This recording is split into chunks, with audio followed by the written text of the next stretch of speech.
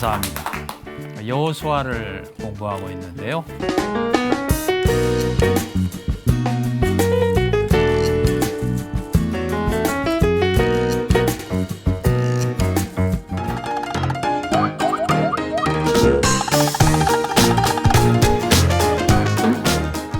여호수아는 처음 5장은 여호수아,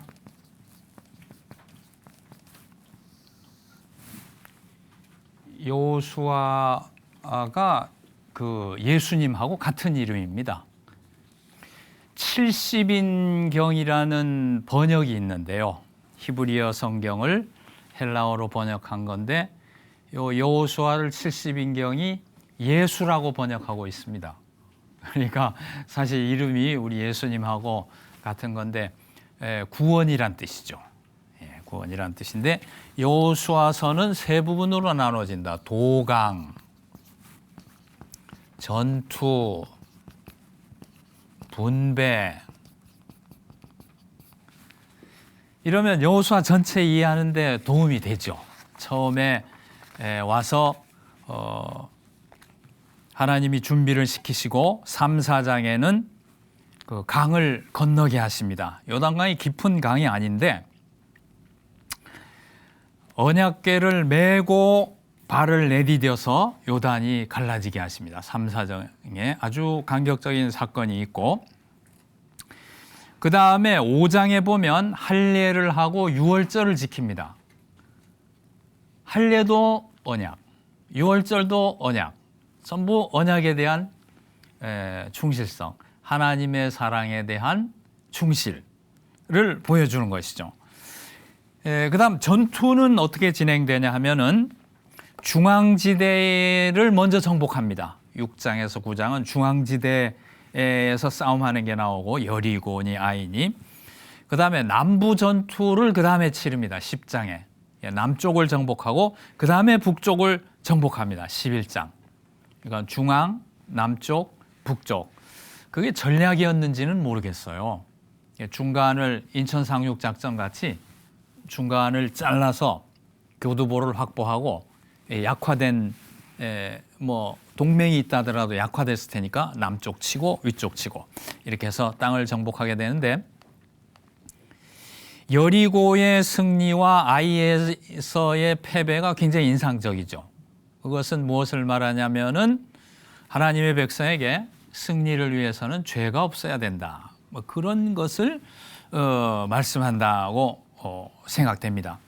그 다음에 분배. 분배는 12장에 걸쳐서 나오는데 두 지파 반은 요단 동편의 땅을 분배받게 되죠.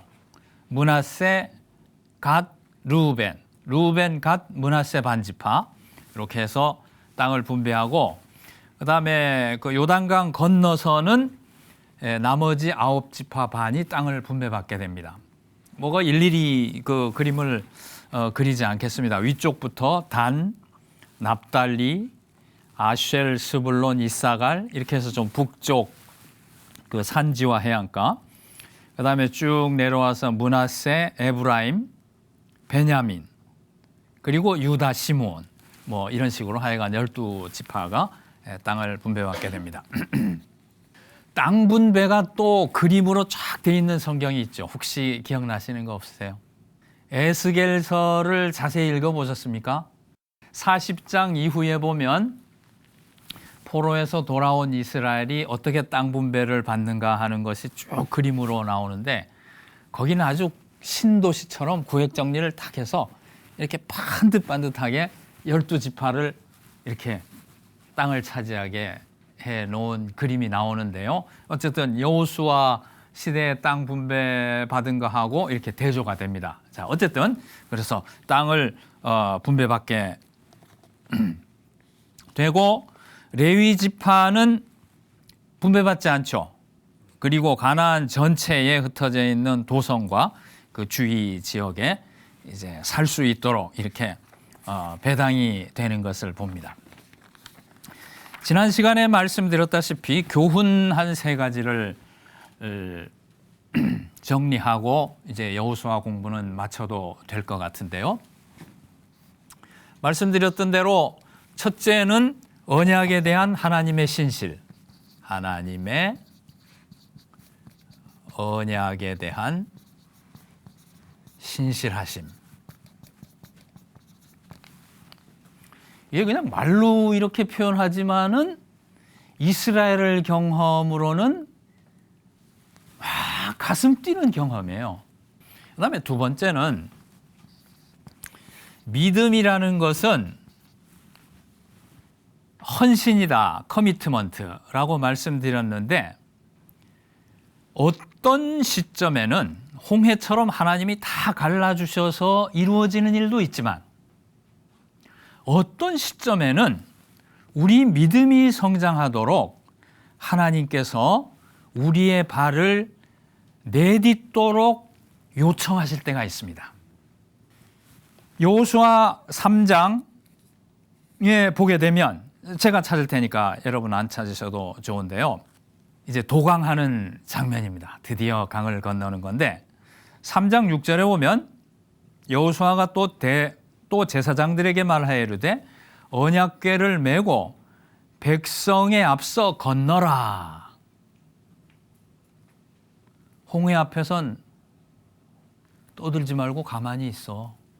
하나님이 하는 거 보기만 해. 이랬거든요. 패턴이 다른 거예요. 그때는 가만히 서서 여호와께서 베푸시는 구원을 보기만 하면 됐는데 여기는 제사장들이 언약궤를 메고 강을 건너야 되는 거예요. 하매 곧 언약궤를 메고 백성에 앞서 나아가니라. 언약궤는 뭘 상징합니까? 하나님의 임재를 상징하죠. 임재란 말도 잘 안 쓰니까 좀 어색한가요? 임재. 영어로 프레젠스 그러는데 프레젠스 우리말로 좀 번역하기 어렵죠. 있음인데 하나님이 함께 하심. 언약궤는 하나님이 함께 하심을 상징하는 거예요. 하나님이 나아가시면 모든 것은 하나님이 열어주신다는 것을 의미하는데요. 3장 8절에 보면 너는 언약궤를 맨 제사장에게 명령하여 이르기를 너희가 요단 물가에 이르거든 요단에 들어서라 하라. 같은 말씀을 자꾸 하시는 거 보면 쉬운 일이 아니었던 것 같아요. 이렇게 보면 간단한 것 같죠. 제사장들 메고 발 내디디면 되지. 그런데 이스라엘은 발 안 내딛는 데에 40년 훈련된 사람들이었어요. 어려운 거였어요. 그러니까 거듭 말씀하시죠. 거듭 말씀하시는 건 전 신경 써서 봅니다. 무슨 뜻이 있는 거예요. 13절 온 땅의 주 여호와의 궤를 맨 제사장들의 발바닥이 요단물을 밟고 멈추면 짜잔 아닙니까? 영어로 말하면 짜잔. 요단물 곧 위에서부터 흘러내리던 요단물이 끊어지고 한 곳에 쌓여 서리라. 아직도 밟은 건 아니에요. 계속 그렇게 하라고 약속해 주시고 격려하는 것. 3번이나 말했습니다. 14절부터가 진짜 일어난 사건입니다. 15절 요단이 곡식 거두는 시기에는 항상 언덕에 넘치더라. 또 이때는 또 물도 많고 더 무서워 보여. 그냥 넘실거리고 말이죠. 궤를 맨 자들이 요단에 이르며 궤를 맨 제사장들의 발이 물가에 잠기자 드디어 발을 내딛었어요. 기특하기도. 정말 기특한 것 같아요. 어려운 일 한 거예요. 곧 위에서부터 흘러내리던 물이 그쳐서 드디어 물이 끊어졌습니다. 사건으로 나타난 거예요. 16절은 이스라엘 역사 경험 중에 제일 심쿵한 경험일 거예요. 아직 사전에 정의되지도 않은 단어를 써서 죄송합니다만 곧 위에서부터 흘러내리던 물이 그쳐서 사르단에 가까운 매우 멀리 있는 아담 성읍 변두리에 일어나 한 곳에 쌓이고 아라바의 바다 연회로 향하여 흘러가는 물은 온전히 끊어지매. 온전히 끊어졌다고. 백성이 여리고 앞으로 건널새 여호와의 언약궤를 맨 제사장들은 요단 가운데 마른 땅에 굳게 섰고 그 모든 백성이 요단을 건너기 마칠 때까지 모든 이스라엘은 그 마른 땅으로 건너갔더라. 마른 땅 되기는 홍해나 여기나 마찬가지인데 어쨌든 사건으로 언약궤를 메고 땅을 밟으니까 물이 온전히 끊어지고 마른 땅이 되었다.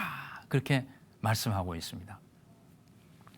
여러 번 명령하시고 격려하시고 드디어 일어난 사건을 보도하고 있는데요.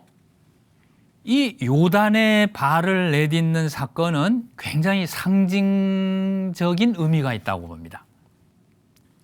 우리가 모든 곤경을 만나고 여러 가지 도전을 만날 때에 적용할 수 있단 말이죠. 믿음으로 나아가는 자에게 하나님이 그를 보호하시고 승리를 주신다. 여러분 어떻습니까? 마태복음 8장에 보면 그 예수님과 제자들이 배를 타고 그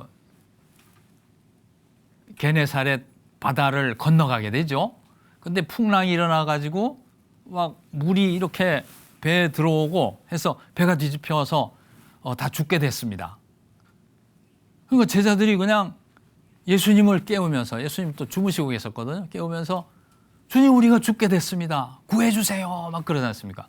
그래서 예수님이 일어나셔서 믿음이 없는 걸 꾸짖으시면서 바다야 바람아 잔잔하라. 그럼 구해주셨어요. 그 사건은 우리가 배 타고 갈 때만 적용이 되겠네요. 경상북도에서 배 타고 울릉도 가다가 풍랑을 만났거나 뭐 서해안에서 뭐 중국을 가다 풍랑을 만났거나 목포에서 제주도를 가다 그때만 적용이 되겠네요. 그건 아니죠. 저는 그 말씀 참 여러 번 적용했습니다. 풍랑이란 말이 상징적인데 우리가 만나는 공경을 다 상징할 수 있잖아요.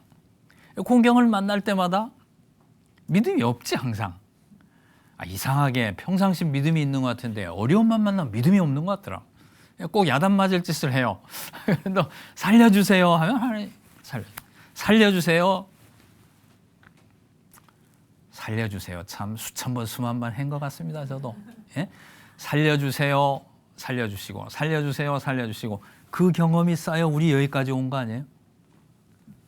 살려주세요 안 해본 사람은 믿음이 안 생깁니다. 뭐 하나님 은혜로 뭐 다 생길 수 있겠지만 뭐 아주 위대한 분 아니면 믿음이 안 생길 것 같아요. 평범한 사람들은 그런 공경을 만나면서 여기까지 온 거지.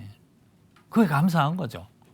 근데 그 모든 곤경에 구해주신 그것이 풍랑 만난 바다에서 구원받은 경험 그 사건이 상징하잖아요. 언제나 그 말씀 붙들고 그 기도하고 건짐받고 이렇게 해서 믿음이 자라듯이 성경 말씀은 문자적 의미가 그대로 중요하지만 어떤 데는 포괄적으로 상징적인 의미를 가질 때가 있어요. 요단강 건너는 거 참 발을 잠금에 물이 그치고 여러분 신앙은 지나고 보면 얼마나 힘든 모험인지 모르겠습니다.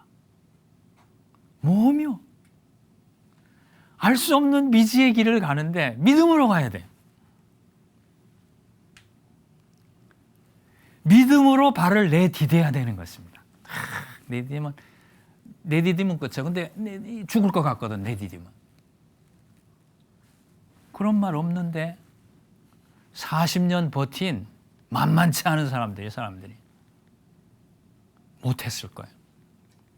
오랫동안 우리를 억눌러온 상처, 습관 이런 것 때문에 믿음의 행위를 못할 때가 얼마나 많은가요? 그러나 내 신앙이 한 단계 성장하고 주님께 가까이 나아가기 위해서는 발을 내디뎌야 되는 거죠. 그래야 두려움을 이길 수 있고 불안을 물리칠 수 있고 나쁜 습관 뿌리 뽑을 수 있고 미신을 이길 수 있고 죄를 이길 수 있는 것이죠.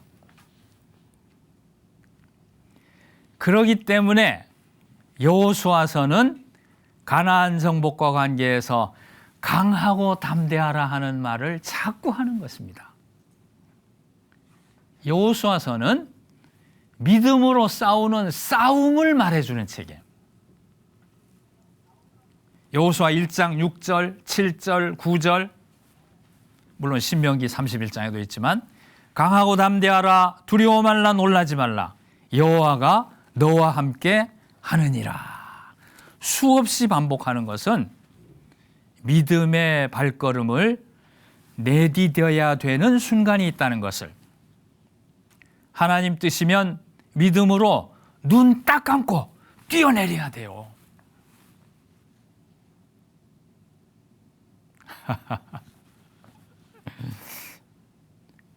저는 자주 뛰어내려 봐가지고 사는 길인 줄 알면서도 뛰어내리지 못하고 알면서도 못하고 있는 수가 있는 것입니다. 어떤 경우는 상식 이하로 우리가 믿음의 행위를 못하고 있는 수도 있을 수 있죠. 그러나 하나님이 도와주시고 하나님 말씀이 있다고 할 것 같으면은 그 눈 딱 감고 뛰어내리면 높은 데도 아니에요. 금방 사뿐하게 내려앉을 건데 그거 못하고 있는, 요단 물이 얼마 안 되지만은 사뿐하게 뛰어내릴 수 있고 발을 내디미면 끊길 수 있는 그런 물이 우리 앞에 믿음의 테스트로 많이 있을 수 있는 것입니다. 그러니까 우리가 지금 드리고자 하는 말씀은, 믿음이라는 것은 하나님의 약속과 하나님의 말씀을 의지해서 내 발을 내디딛는 것이다. 한 번 경험하면 그 두려움은 끝이에요. 한 번 내디디니까 들어갔잖아요. 그 다음에 요단 1 있고 요단 2 있고 요단 3 그렇게 건넜습니까? 하나 하니까 끝났지. 예. 어떤 환경에서도 하나님만 두려워하고 환경적인 거 두려워하지 말고. 죽을 것 같아요? 죽으면 어때요? 그건 뭐 하라고 순종해다 죽으면 순교인데. 말은 잘한다. 어려운 거죠. 어렵지만은 그 결단을 해야 되는 순간이 있는데 그거 하고 나면은 얼마나 또 믿음에 자신감이 생기고 하나님에 대한 의지가 깊어지는지 모르는 것입니다.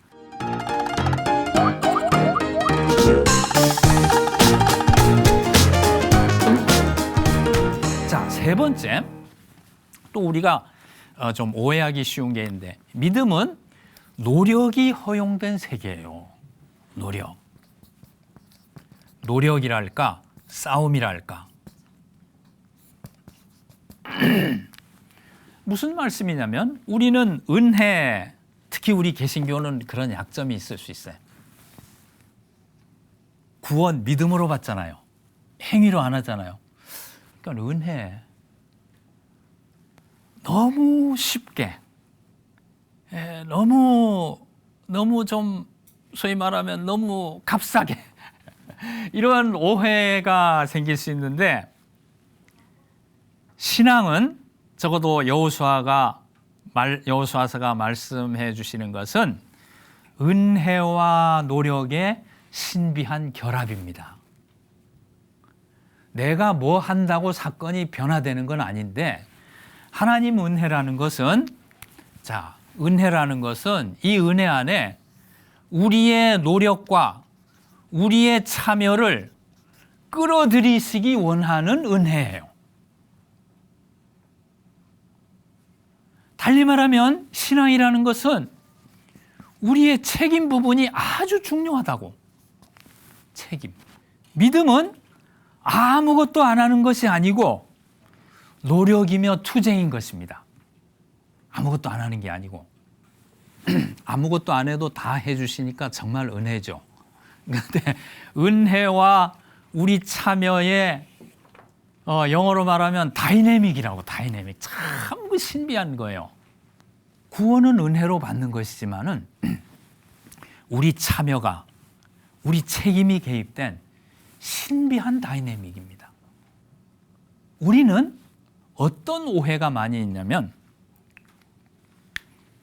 감사헌금하고 11조 많이 했으니까 사업은 보장해 주시겠지. 주일 성수하고 새벽 기도했으니까 아이들 수능하고 남편 승진은 뭐 보장해 주시겠지. 그 몇 개 하나님께 좀 적선하고 그 다음에 그걸로 많은 걸 이렇게 받아볼까. 그건 이방적인 생각이죠. 헌금 좀 하고 주일날 예배 참석해 드리고 새벽 기도 좀 가드리고 가 아니고 은혜 받은 우리는 우리 영혼 전체가 삶 전체가 하나님 것으로 드려져야 되는 것입니다. 그럼 당연히 헌금도 하고 예배도 잘 가게 되겠지. 뭐 헌신했는데 나는 주일은 남이섬 놀러 가야 되겠다고 그런 사람은 없을 테니까. 그래서 지금 말씀드리고자 하는 것은 자, 우리 신앙이라는 것은 노력이라는 우리 참여라는 책임이라는 부분이 약한 신앙이어서는 안 되겠다. 하나님의 은혜를 믿기 때문에 첫째는 개인적 성화에 힘써야 되는 거예요. 개인적 성화.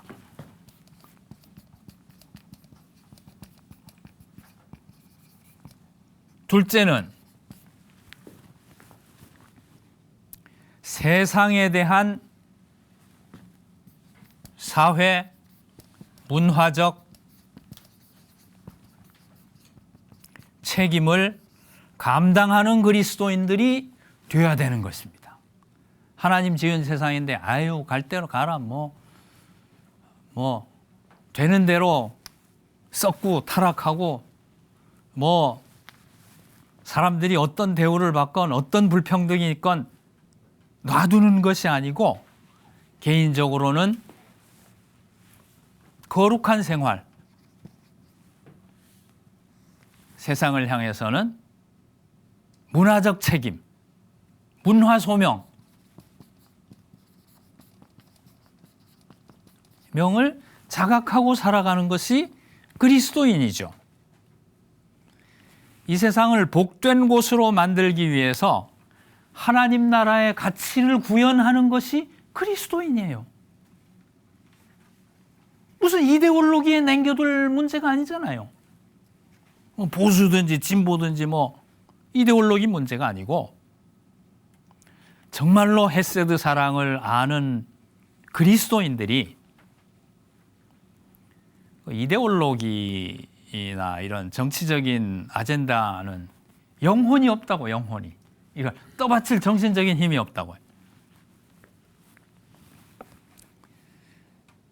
거룩의 싸움과 문화 소명의 싸움, 노력을 감당해 가야 되는 것이 우리 그리스도인들의 삶인 것입니다. 여호수아 보면 보세요. 출애굽은 하나님이 시켜주셨어요. 홍해를 갈라주셨어요. 구름 기둥, 불 기둥이 그들을 인도했어요. 만나와 메추라기 하늘에서 내려주셨어요. 사람이 참여해서 만든 건 아니지 않습니까?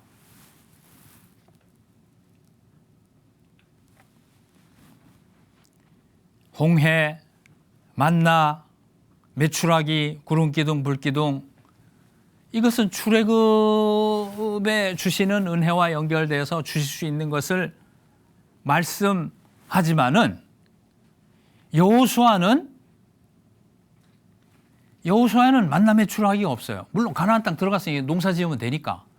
또 구름기둥, 불기둥도 없고 홍해도 발 내디더라. 이거 발을 끌어다가 참여를 시킨단 말이죠.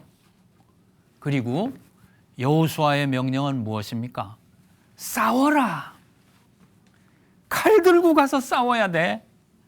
홍해는 갈라주셨지만은 가나안 땅의 이방 족속들은 하나님이 다 쫓아주시는 게 아니에요. 칼을 가지고 가서 싸워야 되는 거예요. 참여. 노력과 참여를 가르쳐 줍니다. 은혜니까 우리는 할 거 없고 하나님이 다 하시겠지. 헌금 조금 하고 새벽기도 좀 나가면 그 다음 하나님이 다 하시겠지. 이렇게 손을 놓을 문제가 아니라는 것을 여호수아는 가르쳐 주는지 모르겠어요. 전부 싸워서 얻었잖아요. 여리고 작은 믿음으로 싸웠지만은 싸워서 얻었고, 아이도 죄 때문에 문제가 싸워서 얻었고, 중부, 남부, 북부 전부 싸워서 얻었고. 내가 참여하고 내가 노력하고 내가 책임져야 되는 부분을 인식할 때 우리 신앙은 쉽게 좌절하고 무너지는 게 아니고 성숙하고 든든하게 서가는 것입니다. 그 삶의 방식을 말하는 게 신약의 여러 교훈이고 구약의 율법이고 그렇죠. 특히 거룩의 싸움. 별 관심들이 없죠. 거룩, 목사님, 우리 목사님 거룩하시겠지 뭐. 나도 비교적 거룩 안 한가? 술하고 담배 안 피는데 뭐. 그렇게 둘 문제가 아니고 죄와 싸우고, 어떻게 싸웁니까? 순간순간 싸워요. 하루 종일 싸워야죠. 이 땅에 사는 건 어차피 피곤한 일이에요. 죄와 싸우고 세상과 싸우고 자신과 싸우고 막 싸워야 됩니다. 무관심하면 안 되는 거예요. 제 아이 패커 이야기를 드리고 마무리하면 될 것 같습니다. 패커.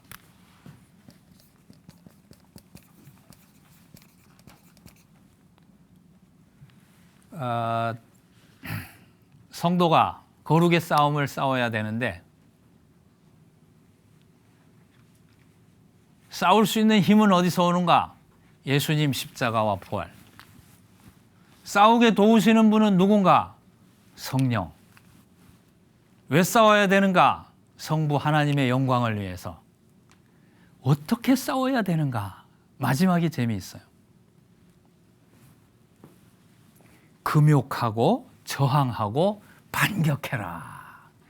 그런 단어를 오래전에 읽었는데 지금도 기억납니다. 금욕하고 저항하고 반격해라. 금욕. 자기 부인이지. 내 못된 성격, 내 못된 자아, 내 욕심. 이걸로 세상을 지배하려고 하잖아요. 뭐 하나님의 지배가 어디 있어요. 그냥 내 이해관계와 내 성질이, 내 성격이 다 지배를 하죠. 금욕하고 저항, 죄에 저항하고 마귀의 목소리에 저항하고 사탄이 틈타지 못하도록 경우를 차단하면서 반격하고 적극적인 단어를 쓰고 있는 것을 읽어보았습니다. 한 30년 전에, 한 20년 전에 읽은 것 같은데, 이게 무슨 단어일까 싶더라고. 왜 이렇게 격렬한 단어를 썼나? 우리 개신교 신앙은 은혜인데, 그러나 금욕, 저항, 반격, 그게 은혜의 일부잖아요. 조금 더 우리의 기도 생활이 새벽 기도 가서 건강 주세요. 아이들 좋은 대학 가게 해주세요. 승진하게 해주세요. 그거 기도할 때 막 등에 땀이 나죠. 얼마나 뜨겁게 기도하는지 모릅니다. 그런데 죄를 이기고 자신을 이기는 삶을 살 수 있기 위해서 뜨겁게 기도해야죠. 이런 말씀 드리는 것은 여호수아는 놀라울 정도로 여기저기에 강하고 담대하라 하면서 발을 내딛고 믿음의 싸움을 싸워서 정복해 나갈 것을 말하기 때문에 우리에게 노력과 참여와 싸움의 부분을 말씀하는 책이 아닌가 이렇게 생각되어서 드리는 말씀인 것입니다. 여호수아서는 하나님이 자신의 약속에 대한 신실성을 보이신 위대한 책, 이스라엘 경험으로 볼 때 광복절 같은 책, 모두가 태극기 들고 나와서 대한독립 만세, 그런 감격적인 책이면서 또한 한편으로는 우리 믿음의 약점이 어디인지 어떻게 보강해서 강한 신앙으로 성장해야 될지 가르쳐주는 책인 것입니다. 우리 목사님들끼리 만나서 얘기할 때 우리 성도들의 신앙이 목사님 저 자신을 포함해 너무 롤러코스터다. 조금 은혜 받은 것 같다 올라갔다. 조금 상황에 대한 팍 떨어지고 떨어질 때 믿음이 전혀 없는 사람 같아요. 왜 이렇게 안전한 닻을 내리고 성장하지 못하는가? 믿음의 성숙 부분, 요 책임과 노력 부분 잘 상기가 안 되기 때문에 잘 관심을 가지지 않고 이렇게 삶을 꾸려나가는 부분이 약하기 때문에 그렇게 오는 것이 아닌가 이렇게 말씀을 나눌 때가 있습니다. 여호수아 한 권을 보면서 늘 믿음의 승리 생활하는 우리 모두가 되실 수 있길 바랍니다. 감사합니다. 네.